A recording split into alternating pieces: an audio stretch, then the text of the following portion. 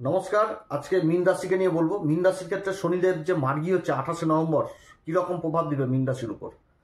মীন রাশির 7.5 চলছে শনিদেবের। শনিদেব এতদিন বক্রি অবস্থায় ছিল, এবার মার্গী হয়ে যাচ্ছে 28 নভেম্বর এবং জানুয়ারি মাসের 20 তারিখে আবার নিজের নক্ষত্র উত্তরা ভাদ্রপদে প্রবেশ করবে 2026। তো যাই হোক, আজকের আলোচনাটা 20 তারিখ পর্যন্ত হবে, কারণ 20 তারিখে যখন আবার নিজের নক্ষত্র উত্তরা ভাদ্রপদে প্রবেশ করবে তখন বিশেষ অন্যরকমভাবে আলোচনা হবে। তো শনিদেবের কি রকম প্রভাব পড়বে এই মার্গী অবস্থায়, শনিদেব কি রকম ফল দিবে এই মীন রাশিকে, মীন রাশি কোন দিক থেকে লাভবান হবে, কোন দিক থেকে বিশেষ সাবধান, কোন উপাচার করবে, এবং তার সাথে বলবো হচ্ছে এই নক্ষত্রে কোন কোন কাজ করা যাবে না সেগুলোও তুলে ধরবো। যে সমস্ত কাজ এই পূর্বা ভাদ্রপদে কিন্তু করা যাবে না। তো যাই হোক, অনুষ্ঠানটি শুরু করার আগে সবার প্রথম বলি যে এটা গ্রহের গোচর এবং চন্দ্ররাশি অনুসারে আলোচনা করা হচ্ছে, কারো কোনো রকম ব্যক্তিগত কুষ্টি ধরে আলোচনা নয়। এবং তার সাথে বলবো, যারা বহুদিন ধরে দেখছেন অনুষ্ঠান এখনো পর্যন্ত সাবস্ক্রাইব করেনি, অবশ্যই সাবস্ক্রাইব করবেন এই চ্যানেলটিকে। আগামী দিনে মীন রাশি সম্পর্কিত বহু ভিডিও আপলোড দেওয়া হবে। যারা জ্যোতিষী সংক্রান্ত বিষয়কে ভালোবাসেন, গুরুত্ব দেন, ইন্টারেস্টেড, আশা করছি তারা বিশেষভাবে উপকৃত হবেন। তো যাই হোক, অনুষ্ঠানটি শুরু করছি। পূর্বা ভাদ্রপদ নক্ষত্রে এতদিন বকরি ছিল, এবার মার্গী হয়ে যাচ্ছে পূর্বা ভাদ্রপদ নক্ষত্র, দেবগুরু বৃহস্পতির নক্ষত্র। মীন রাশির ক্ষেত্রে দেবগুরু বৃহস্পতি হচ্ছে কি রাশির অধিপতি, বর্তমানে উচ্চ অবস্থায় বকরি হয়ে রয়েছে একদম পঞ্চম ঘর কর্কট রাশিতে। তো 5 ডিসেম্বর আবার দেবগুরু বৃহস্পতি রাশি পরিবর্তন করবে, বকরি অবস্থায় চতুর্থ ঘরে চলে আসবে। আর এদিকে 28 নভেম্বর শনিদেব মার্গী আছে রাশির উপর দেবগুরু বৃহস্পতির নক্ষত্রে। শনিকে সবসময় চিনতে হবে, শনি কি বুঝাচ্ছে, শনি কি করতে বলছে, শনি কি করলে বেশি প্রসন্ন হবে সেই জিনিসটাই করতে হবে। শনি মানে কি শ্রম, শনি মানে সেবা, শনি মানে দায়িত্ব, শনি মানে কর্তব্য, শনি মানে অনুশাসন, এগুলো জিনিস। তো যেখানটাতে অন্যায় সেখানটাতে তো শনি নাই, যেখানটাতে ন্যায় সেখানটাতেই তো শনি। অর্থাৎ ন্যায় মানে ধর্ম, আর ধর্ম মানে দেবগুরু বৃহস্পতি। অর্থাৎ দেবগুরু বৃহস্পতি ধর্মের পথ দেখাবে, সেই পথে কর্ম করতে হবে, কর্ম মানে শনি। তাহলে এই জিনিসটা কত সুন্দর। শনির সাথে দেবগুরু বৃহস্পতির সম্পর্ক হচ্ছে অতপ্রতভাবে জড়িত। যেখানটাতে শনি সেখানটাতে দেবগুরু বৃহস্পতি। কারণ শনির যে দুটি রাশি পড়ছে, মকর রাশি আর কুম্ভ রাশি, তার আগে পরে ধনু রাশি, তারপরে পরে মীন রাশি। সেরকম নক্ষত্রের দিক থেকেও পুষ্যা নক্ষত্রের আগে পুনর্বসু নক্ষত্র পড়ে, অনুরাধা নক্ষত্রের আগে বিশাখা নক্ষত্র পড়ে, সেরকম উত্তরা ভাদ্রপদ নক্ষত্রের আগে পূর্বা ভাদ্রপদ পড়ে। এবং পূর্বা ভাদ্রপদে এখন বকরি থেকে মার্গী যাচ্ছে শনিদেব। শনি সবসময় দেবগুরু বৃহস্পতির কাছেই মাথা নত করে, কারণ ধর্ম আর কর্ম সবসময় অতপ্রতভাবে থাকে। শনি যার জন্য সবসময় মাথা নত করে একমাত্র দেবগুরু বৃহস্পতির সাথেই। অর্থাৎ শনির সাথে দেবগুরু বৃহস্পতির সম্পর্ক হচ্ছে সম। এই জিনিসটাই সব থেকে আগে বুঝতে হবে। এবং নক্ষত্রে অবস্থান করছে শনি, তাহলে নক্ষত্র তো ফল দিবে। এখন বকরি থেকে মার্গী হয়ে যাচ্ছে, এখন চালতে হবে একদম সামনের দিকে, যার জন্য এই সময়কালে অনেক দিক থেকে উন্নতির রাস্তা থাকছে মীন রাশির ক্ষেত্রে।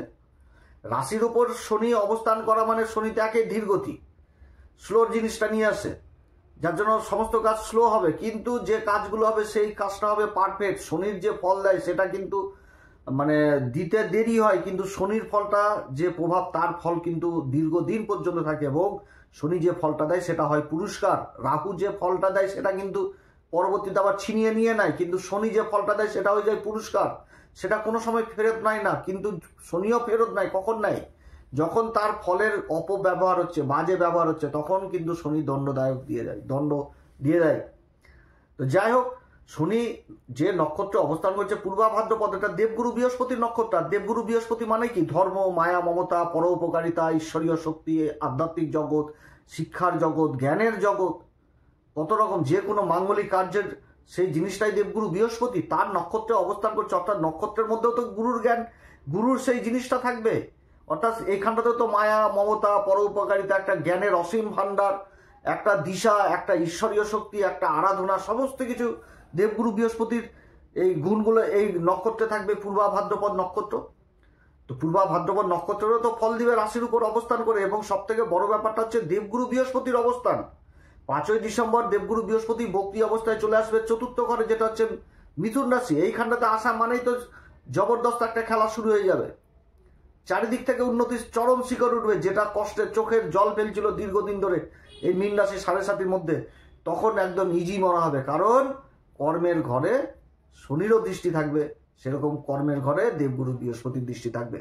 দেবগুরু বৃহস্পতি তার মূল ত্রিকোণ রাশি ধনু রাশিকে দেখবে এই 5 ডিসেম্বরের পর থেকে। আবার শনি এমনিতেই দেখছে, এখন দেবগুরু বৃহস্পতি নক্ষত্রে বসে মার্গী অবস্থায় দেখবে সেই কর্মের ঘরকে। আবার দেবগুরু বৃহস্পতি দেখবে রাশি পরিবর্তন যখন করবে, তখন দেবগুরু বৃহস্পতি শনির মূল ত্রিকোণ রাশি কুম্ভ রাশির উপর দৃষ্টি থাকবে। তো সেরকম তো শনিরও দেবগুরু বৃহস্পতি মূল ত্রিকোণ রাশিতে থাকছে দৃষ্টি, এবং শনি অবস্থান করছে দেবগুরু বৃহস্পতির নক্ষত্রে এবং দেবগুরু বৃহস্পতির রাশিতে। অর্থাৎ শনির যে প্রভাবগুলো নেগেটিভ প্রভাব হবে সেইগুলো দেবগুরু বৃহস্পতি কেন্দ্রে অবস্থান করে তার 1000টা সমন করে দিবে। অর্থাৎ 7.5 এই সময়কালে থাকবে না এক কথায় বলতে গেলে, এবং যে জিনিসটা হবে সেটা উন্নতি চরম শিখরে যাবে। কিন্তু শনি যেটা বলছে সেটা কিন্তু বুঝে সুঝে করতে হবে। শনি আগে বললাম যে শনি যে জিনিসটা বুঝাচ্ছে শ্রম, সেবা, দায়িত্ব জ্ঞান, কর্তব্য, এগুলো কিন্তু করতে হবে এই মীন রাশিকে, তাহলেই কিন্তু উন্নতি চরম শিখরে পৌঁছে যাবে। কারণ ধর্মের পথে তো কর্ম করতে হবে, ধর্ম জেনে নিলাম কিন্তু কর্মই করলাম না, তাহলে তো হবে না। ধর্ম জেনে নিয়ে সেই কর্মের মাধ্যমে সেটাকে উঠাতে হবে, তারপরেই তো কর্মফল সেই জিনিসটা পাওয়া যাবে। তো যাই হোক, এগুলো কথা এবার বলছি যে পূর্বা ভাদ্রপদ নক্ষত্র। পূর্বা ভাদ্রপদ নক্ষত্র আমাদের জ্যোতিষীয় যেটা জ্যোতিষশাস্ত্রে যেটা উল্লেখ রয়েছে যে এই নক্ষত্রের ব্রহ্মাণ্ডে বিস্তার হচ্ছে 320 ডিগ্রি থেকে 333 ডিগ্রি 20 মিনিট পর্যন্ত। 2 তারা নক্ষত্র, এটাকে বলা হয় উদয়মান শক্তি। অর্থাৎ ভিতরের যে শক্তি, যে আধ্যাত্মিক শক্তি, সেটা প্রকট করা হয় এই নক্ষত্র দ্বারা। এই নক্ষত্র হচ্ছে রুদ্রের আরেক রূপ, এবং এই নক্ষত্রের যে দেবতা তিনি হচ্ছেন অজয় এক পদ, অর্থাৎ এক পায়ে দাঁড়িয়ে থেকে তপস্যা। এবার এক পায়ে দাঁড়িয়ে থেকে তপস্যা মানে তো সেটা জাতা ব্যাপার না, বিশাল ব্যাপার। আমরা এক পায়ে দাঁড়িয়ে থেকে 1 সেকেন্ডও থাকতে পারি না, আর সেখানটাতে এক পায়ে দাঁড়িয়ে থেকে তপস্যা, যে তপস্যা করেছিল অর্জুন মহাভারতের সময়, ভোলে আবার বিশেষ তপস্যা করেছিল এবং ঈশ্বরীয় শক্তি, ঈশ্বরের আশীর্বাদ প্রাপ্ত হয়েছিল। অর্থাৎ এই নক্ষত্রটা কি বুঝাচ্ছে যে ভিতরের যে উদয়মান শক্তিটা, সেই শক্তিটাকে নিজে কষ্ট অনুভব করে, পীড়া অনুভব করে নিজের সফলতার দুয়ারে পৌঁছে যাওয়া। অর্থাৎ এই যে শনির যে 7.5 চলছে, এই যে শনি নক্ষত্র পরিবর্তন করে মার্গী হচ্ছে, এই সময়কালে নিজের কর্মক্ষেত্রে, নিজের চলার পথে যে কষ্ট, সেই কষ্টটাকে কষ্ট না মনে করে, সেই সংঘর্ষটাকে সংঘর্ষ না মনে করে জীবনের পথে এগিয়ে চলে সাকসেস হয়ে যাওয়া, তাহলেই কিন্তু এখানেতে সেই রকম ফলটা পেয়ে যাবে। সেই মানে এই জিনিসটা বুঝাচ্ছে এই নক্ষত্র যে তোমাকে সংঘর্ষ করতে হবে। সংঘর্ষ মানেই তোমার অপরচুনিটি। তুমি যত সংঘর্ষ করবা তুমি তত সফলতার চরম শিখরে উঠবা। রাশির উপর শনি কিন্তু এটাই বুঝাচ্ছে। শনি বুঝাচ্ছে কি যে তপস্যা করতে গেলে কি একটা ধৈর্যের ব্যাপার, তো সেই জিনিসটা তোমাকে রাখতে হবে তোমার কর্মক্ষেত্রে। তুমি পাড়াপাড়ি, তাড়াহুড়া, ধাপাধাপি এগুলা করলে চলবে না। যে কোনো কাজ করতে গেলে তোমাকে ধৈর্য ধরেই করতে হবে, বিশ্লেষণ করে করতে হবে, বুঝে সুঝে করতে হবে, বন্ধু বান্ধবের কথা শুনে নয়। যেটা করতে হবে নিজের দিক থেকে করতে হবে, এবং বিশ্বাস যদি করতে হয় নিজেকেই করতে হবে, আর ঈশ্বরকে বিশ্বাস করতে হবে। কারণ এখানে সেই জিনিসটা উঠে আসছে, আর তার সাথে উঠে আসে কি গুরুর জ্ঞান। অর্থাৎ যে কোনো কাজ করতে গেলে তোমাকে গুরুর সাপোর্ট নিতে হবে, যে জানে। যে কোনো কাজ করতে গেলে যার যেটা জ্ঞান, যেখানটাতে যেটা প্রয়োজন রয়েছে, যে কোনো বিষয়ে, সেই বিষয়টা বাড়ির কোনো গুরুজন বা গার্জেনের সাথে আলোচনা করে, তার সাথে ডিসকাশন করে, কিংবা কোনো অভিজ্ঞ লোকের পরামর্শ নিয়েই তোমাকে এগোতে হবে। তুমি ভুলভাল ডিসিশন নিয়ে সেই জায়গাতে তুমি যেতে পারবে না, এবং তোমাকে সিস্টেমে চলতে হবে, অনুশাসনের মধ্যে চলতে হবে। কারণ এই যে নক্ষত্র বললাম, এই পূর্বা ভাদ্রপদ নক্ষত্র, উদয়মান শক্তি, এই নক্ষত্রের যে চিহ্ন, যে সিম্বল দেওয়া হয়েছে, সেটা দেওয়া হয়েছে তলোয়ার। তো তলোয়ারটা রক্ষা হেতু ব্যবহার করা হয়, সাহস রক্ষা হেতু, আত্মরক্ষা, শাসন করার জন্য, ভয় দেখানোর জন্য তো ব্যবহার করা হয় তলোয়ার। এবং আরেকটি চিহ্ন দেওয়া হয়েছে, সেটা হচ্ছে মুখোশ। মুখোশ বলতে সবই মুখোশ, দেহের উপরের অংশে যা যা পরিধান করি, পোশাক পরি, যা সবই তো মুখোশের মধ্যে পড়ে যাচ্ছে, A to Z। অর্থাৎ এই সময়কালে যারা ডিফেন্স লাইনে রয়েছেন, সেনাবাহিনী লাইনে রয়েছেন, প্রশাসন লেভেলের লাইনে রয়েছেন, তাদের বিশেষ উন্নতির সাথে, যারা আবার গোয়েন্দা বিভাগে রয়েছেন তাদের জন্য বিশেষ সফলতা, এবং যারা আবার পার্ট টাইমার কাজে রয়েছেন। কারণ মুখোশ মানে কি, সেকেন্ড তো, নিজের অন্য একটা ভিন্ন রূপ। তো কর্মের ফাঁকে যারা আবার পার্ট টাইম কাজে রয়েছেন তাদেরও উন্নতি হবে, কিংবা যারা পার্ট টাইম কাজের খোঁজ করছেন, সেই সময় যথেষ্ট রয়েছে, অন্য যদি কোনো কাজে নিজেকে নিযুক্ত করা যায় সেই কাজগুলো হবে। আবার যে তলোয়ার কথা বললাম, এই তলোয়ার তো লোহা দিয়ে তৈরি, তাহলে লোহা জাতীয় অর্থাৎ শনি সম্পর্কিত যে সমস্ত ব্যবসা বাণিজ্য রয়েছে, A to Z, চামড়া থেকে আরম্ভ করে লোহা, তারপর কয়লা, পেট্রোলিয়াম পদার্থ, যত রকম ব্যবসা বাণিজ্য রয়েছে সব কিছুতে এখন এই মীন রাশি সফলতার চরম শিখরে পৌঁছাবে। কারণ সেই নক্ষত্রটা পেয়েছে, আর যে জিনিসগুলো বুঝাচ্ছে এইগুলো জিনিস দিয়ে তো এগুলোতেই উন্নতি। কারণ গুরুও তো চলে আসলো কেন্দ্রে, গুরুরও দৃষ্টি পড়ছে কর্মের ঘরে, নিজের মূল ত্রিকোণ রাশিকে দেখছে। শনি ও দেবগুরু বৃহস্পতির নক্ষত্র অবস্থান করে, দেবগুরু বৃহস্পতির রাশিতে অবস্থান করে সেই কর্মের ঘর মূল ত্রিকোণ রাশিকে দেখছে। আবার দেবগুরু বৃহস্পতি শনির মূল ত্রিকোণ রাশিকে দেখছে। আবার দেবগুরু বৃহস্পতির যে শুভ পঞ্চম দৃষ্টি, সেই সময় আবার শনির উচ্চ রাশির উপর থাকবে, তুলা রাশিতে থাকবে। সেরকম দেবগুরু বৃহস্পতির নবম দৃষ্টি আবার দ্বাদশ ঘরে থাকবে। আবার সেরকম শনির তৃতীয় দৃষ্টি থাকবে যোগাযোগের ঘরে, অর্থাৎ সমাজের সামাজিক পরিচিতি বৃদ্ধি পাবে, সমাজের পরিচিতি বৃদ্ধি পাবে। তৃতীয় ঘর থেকে সমাজের পরিচিতি যেরকম থাকে, লোকজনদের সাথে উঠা বসা যেরকম দেখা হয়, সেরকম ছোট ভাই বোনদের সাথে সম্পর্ক সেই রকম দেখা হয়। গুরু শিষ্যের মিল, কারণ গুরুর ঘর হয়ে যায় নবম ঘর, আর নবম ঘরের সপ্তম ঘর হয়ে যায় শিষ্যের ঘর। তাহলে এখানে গুরু শিষ্যের একটা আধ্যাত্মিক জগতে উঠে আসছে, যেটা এই নক্ষত্রের মাধ্যমে।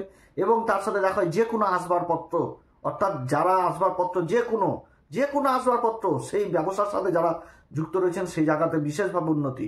যারা কথাবাচক হিসাবে করছেন, মিডিয়া সেক্টরে রয়েছেন, সেই দিক থেকে বিশেষ উন্নতি। অর্থাৎ এ টু জেড যেই কর্ম করুক সেই কর্মের বিশেষ উন্নতির যোগ রয়েছে। পার্টনারশিপে যারা ব্যবসা বাণিজ্য করছেন সেদিক থেকে উন্নতি, বড় বড় প্রজেক্ট হাতে পেয়ে যাওয়ার প্রবল সম্ভাবনা থাকবে। রাহু অবস্থান করছে দ্বাদশ ঘরে, রাহু যে নক্ষত্র শতবিশাখা থাকছে, রাহু কুম্ভ রাশিতে অবস্থান করছে, দেবগুরু দৃষ্টি পাচ্ছে এই সময়।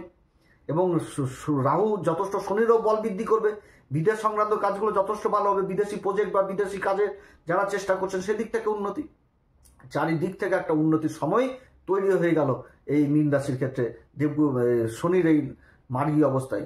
এবং তার সাথে কি হবে, এই যে নক্ষত্রের কথা বলছি, এই নক্ষত্রের যে পুরুষার্থ জ্যোতিষশাস্ত্রে বলা হয়েছে সেটাও কিন্তু অর্থকে বলা হয়েছে। অর্থাৎ অর্থ, ইনকাম, ধন সম্পত্তি, টাকা পয়সা, এগুলো যে সমস্ত ইনকাম, এগুলো ইনকামের একাধিক রাস্তা তৈরি হবে এই সময়কালে। এই নক্ষত্রের যে ত্রিমূর্তির কথা বলা হয়েছে সেটা ব্রহ্মদেবকে বলা হয়েছে, যে পশুর কথা বলা হয়েছে সেটা সিংহকে বলা হয়েছে, যে পাখির কথা বলা হয়েছে সেটা সারসকে বলা হয়েছে, যে এলিমেন্টের কথা বলা হয়েছে আকাশতত্ত্বের কথা বলা হয়েছে। অর্থাৎ এই সময়কালে পরিবর্তন হবে, কর্মসূত্রে বিদেশ যাত্রা হবে, শিক্ষার ব্যাপারটাও এই সময়কালে উঠে আসছে। কারণ গুরুর নক্ষত্র জ্ঞান জিনিসটা অবশ্যই থাকবে, কারণ তপস্যা করতে গেলে গুরুর জ্ঞানের প্রয়োজন। অর্থাৎ জ্ঞানের দিক থেকেও, শিক্ষার দিক থেকেও যারা গবেষণা রিসার্চ জাতীয় বিদ্যার সাথে যুক্ত রয়েছেন সেই জায়গাগুলো উঠে আসছে এই সময়কালে, ভালো দিক উঠে আসছে। এবং এই নক্ষত্রে যে গাছের কথা বলা হয়েছে সেটা আম গাছের কথা বলা হয়েছে। তো আম প্রথমে কি থাকে, টক থাকে, তারপরে তো মিষ্টই পেকে গেলো। তো সেরকম যে সাধনার মধ্যে দিয়ে, সংঘর্ষের মধ্যে দিয়ে নিজেকে সেই জায়গায় নিয়ে যেতে হবে যে আমের মতন মধুর মিষ্টি হবে জীবন। অর্থাৎ সামনের যে সময়গুলো আসছে মীন রাশির, কল্পনার বাইরে হবে, খুবই ভালো সময় উঠে আসছে এই সময়কালে। তবে এই পূর্বা ভাদ্রপদ নক্ষত্রের বিয়ের জায়গাটা যথেষ্ট ভালো নয়। এদের একটু দীর্ঘ বয়সকালে বিয়ে হয় এবং বিয়ের পরে এরা সুখী হয়, সেটা না, কিন্তু সময়ের অভাব থাকে যার জন্য এদেরকে চিনতে পারে না, কিন্তু তাও এরা সুখী হয়। এই জিনিসটা হচ্ছে এদের সব থেকে মাইনাস দিকে এক কথায় বলতে গেলে। তো যাই হোক, এই নক্ষত্রে যথেষ্ট ভালো সময় হতে যাচ্ছে, চারিদিক থেকে একটা উন্নতির সময় হবে এই মীন রাশির। এই সময় এই নক্ষত্রে যে সময় এই নক্ষত্রে শনি অবস্থান করছে। এবার যখন চন্দ্রমা এই নক্ষত্রে চলে আসবে, যখন চন্দ্রমা আসবে তখন এই সমস্ত আবার কাজ করা যাবে না। যেরকম কারোর বিয়ের সম্বন্ধ বা বিয়ে, এই জিনিসটা করা যাবে না, বিবাহ। তারপর হচ্ছে কোনো বাড়ির ভিত স্থাপন, সেটাও করা যাবে না। এবং কোথাও গৃহপ্রবেশ, সেটাও করা যাবে না। বা কোনো কোম্পানির কোনো ভিত স্থাপন হচ্ছে, কোনো কারখানার ভিত স্থাপন হচ্ছে, এগুলো কিন্তু করা যাবে না। হ্যাঁ, তবে কি গুরুর কাছ থেকে জ্ঞান বা গুরু দীক্ষা বা গুরুর আদেশ বা কোথাও কোনো জায়গায় নিজের সমস্যার কথা সমাধান করার জন্য যে জ্ঞান নেওয়া, সেই জিনিসটা কিন্তু এই নক্ষত্রে করা যাবে, এটা কিন্তু বুঝাচ্ছে। তো যাই হোক, পূর্বা ভাদ্রপদ নক্ষত্র সব থেকে এটা আশার আলো, কারণ এটা হচ্ছে উদয়মান শক্তি বলা হয়েছে এই নক্ষত্রকে। একটা খুবই ভালো নক্ষত্র, গুরুর নক্ষত্র। যেখানটাতেই গুরু সেখানটাতেই ধর্ম, সেখানটাতে মায়া মমতা পরোপকারিতা, সেখানটাতেই ধর্ম জিনিসটা উঠে আসছে। আর শনি থেকে ওই জিনিসটা দেখা হচ্ছে। অতএব উন্নতি এই সময়কালে চরম উপরে থাকবে, ভালো থাকবে মীন রাশির। বিগত দিনের সময়গুলোকে দুঃসহ কালো স্বপ্ন মনে হবে। তো সবার ক্ষেত্রেই যে সমান সেটাও না, অনেক দাদা দিদি ভাই বোনদের জন্মকুষ্ঠিতে আবার গ্রহের অবস্থান খারাপ রয়েছে। তো তাদের ক্ষেত্রে আবার বলবো যে ভালো জ্যোতিষীয় পরামর্শ নিতে। আপনার কোন নক্ষত্রে জন্ম, সেই নক্ষত্র কি বলছে, আপনার অতিমিত্র অতিসূত্র, আবার কে দিবে সম্পদ, কে বাধা সৃষ্টি করবে, সমস্ত কিছু একটা নক্ষত্রেই বিশ্লেষণ করলে বোঝা যায়। অতএব ভালো জ্যোতিষীয় পরামর্শ আপনারা নেবেন যাদের জন্মকুষ্ঠিতে গ্রহের অবস্থান খুবই খারাপ রয়েছে। তো যাই হোক, আপনারা সবাই ভালো থাকেন। এরপর আবার আসবে একটি নতুন পর্ব নিয়ে। যদি এই পরামর্শ ভালো লাগে তাহলে অবশ্যই আমাদের এই চ্যানেলে অ্যাস্ট্রো বাংলা চ্যানেলকে অবশ্যই সাবস্ক্রাইব করবেন। আপনারা সবাই ভালো থাকেন। নমস্কার, ধন্যবাদ।